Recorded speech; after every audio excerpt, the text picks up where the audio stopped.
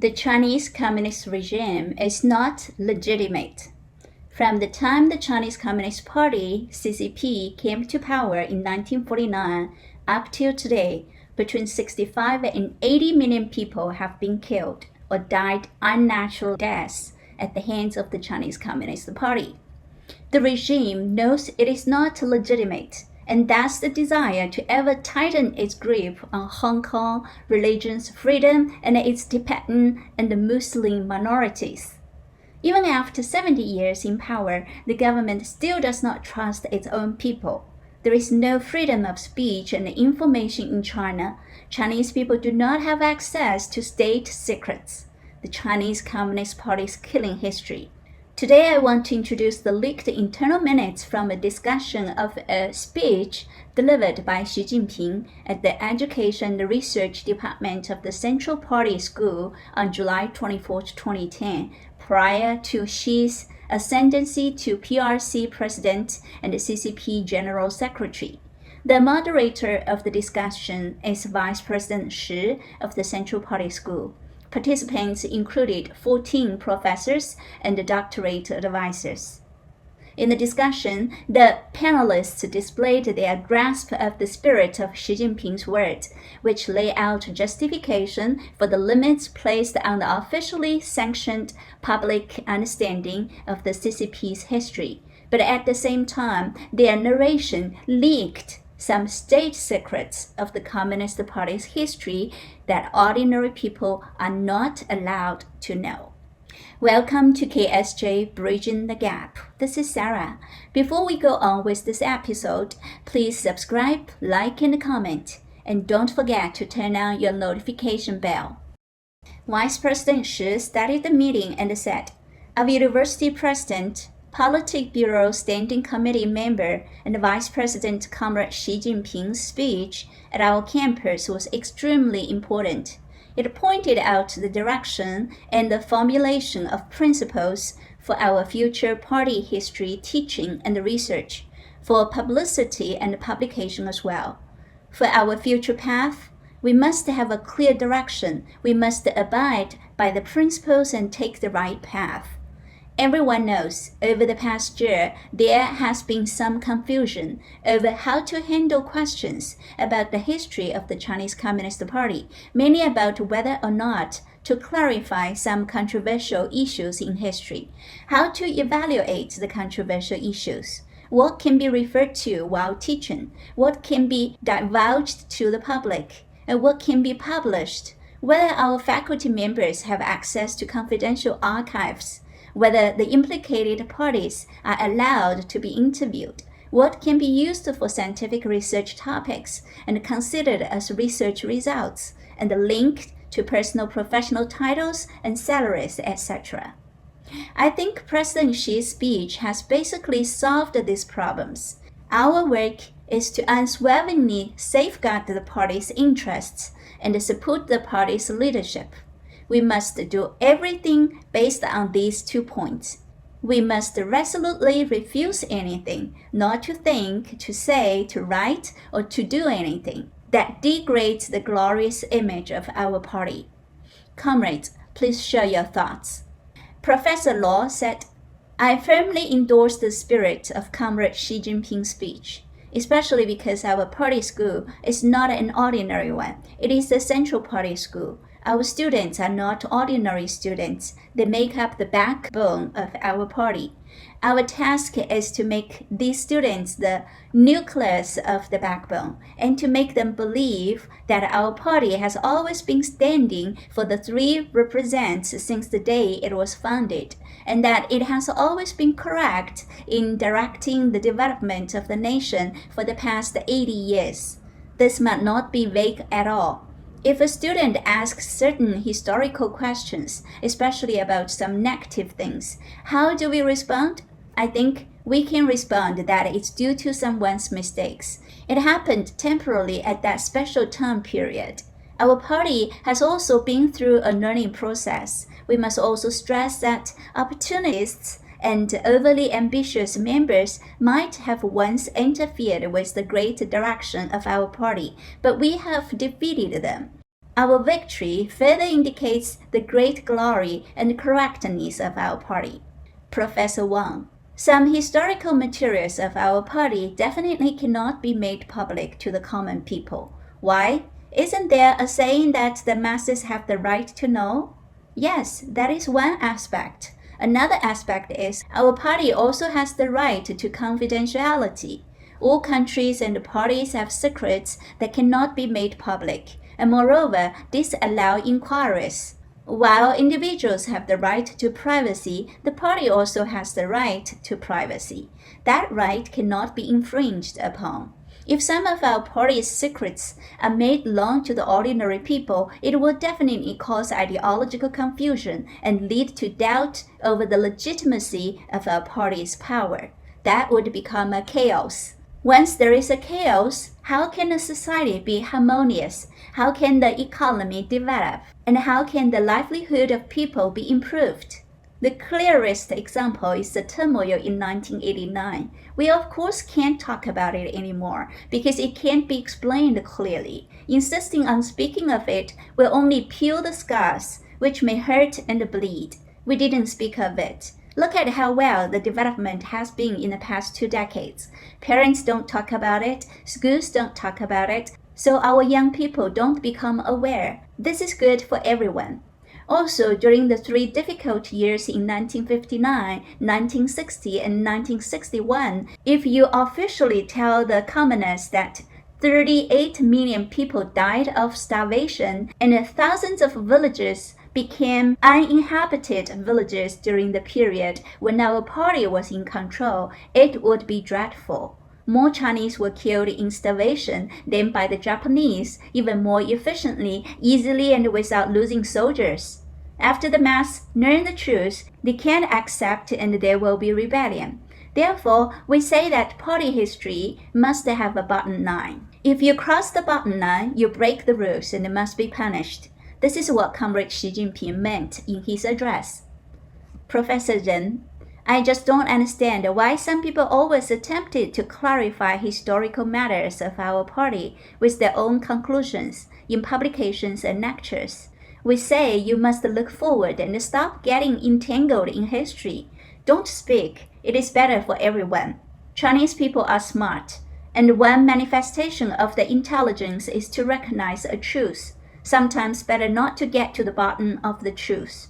All leaders, doctoral supervisors, and professors present here, we are the teaching and the research personnel of our party history in the party school. Our interests are inseparably linked with the interest of the party. A glory for one is a glory for all. A loss for one is a loss for all. We all have spiritual wealth, senior titles, and social status. Our material wealth has also substantially increased compared to 20 years ago. Housing, cars, home appliances, holidays, medical insurance, savings, ample food and clothing, retirement benefits. Many of us have houses ready for children and even grandchildren. If you die, your work unit will cover your funeral service. I have been abroad and have been to developed countries. Our material life here is no less than in other countries, all thanks to our party, to which we are inseparably linked, as close as fish to water. It's nothing but not talking about some matters in history, right? Weigh the pros and cons. It's better not to bring it up. Premier Zhou and I once said that there are some internal party things that can't be discussed till after death. Insist on talking about negative things in party history is like shooting yourself in the foot and messing up the minds of the masses. Once there is confusion, everything is finished, just as it was during the Cultural Revolution. So we must not just speak casually. This is also in line with the interests of the broad masses. In fact, the masses don't need to know everything about the party's history. Let's not fake our passion. Professor Guo.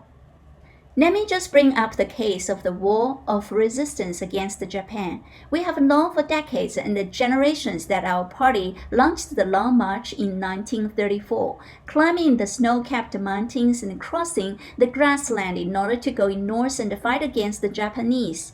After arriving in Shanbei, the party became the cornerstone of the war of resistance against the Japanese. Under its leadership for 8 years, people across the country defeated the Japanese invaders. We have also condemned the Kuomintang KMT government. As said in the lyrics of Shajia, the Peking opera, that KMT reactionaries betrayed the country and sought for glory. They did not resist or forcefully resist Japan, but truly opposed the Communist Party.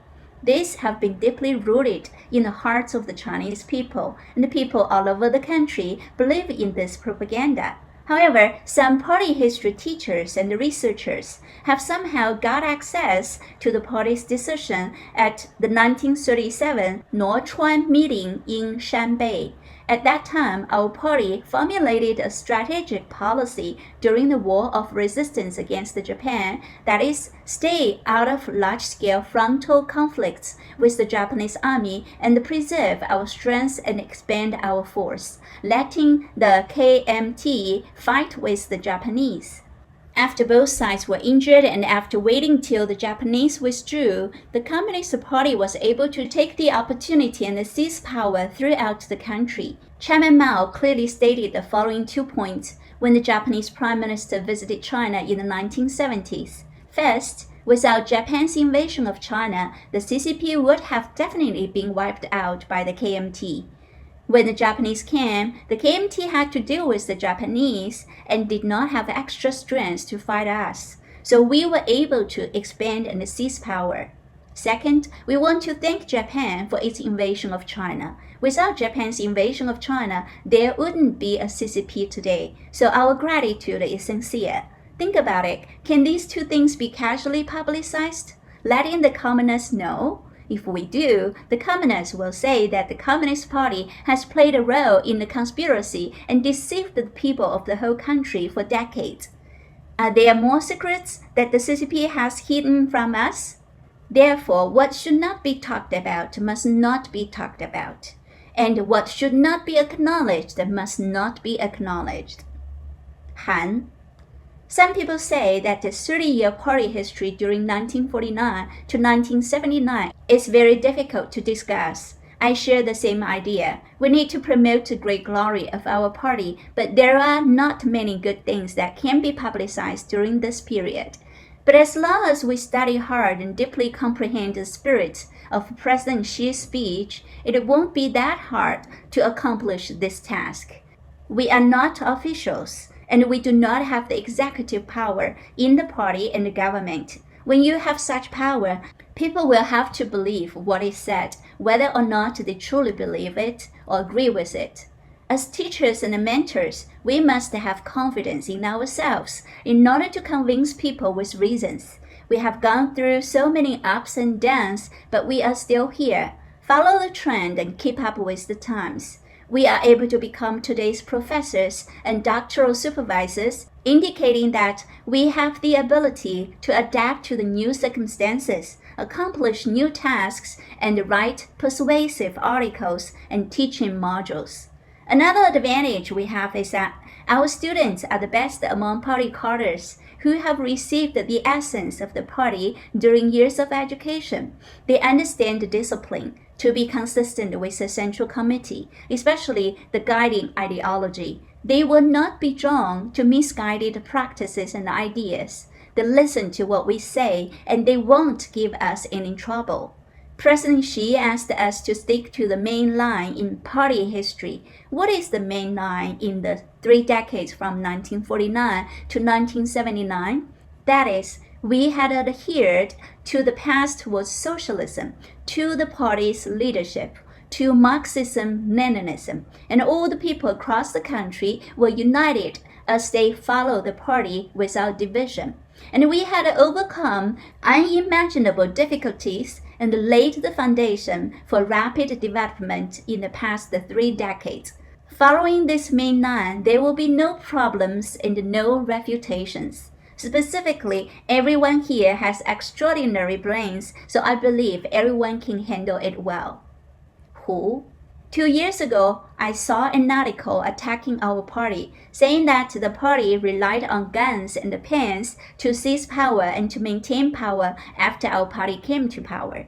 According to the article, the guns were used to suppress the spontaneous movement of the people, and the pens were used to spread rumors, to distort, to cover up the truths of history. Which country does not rely on guns to maintain its power?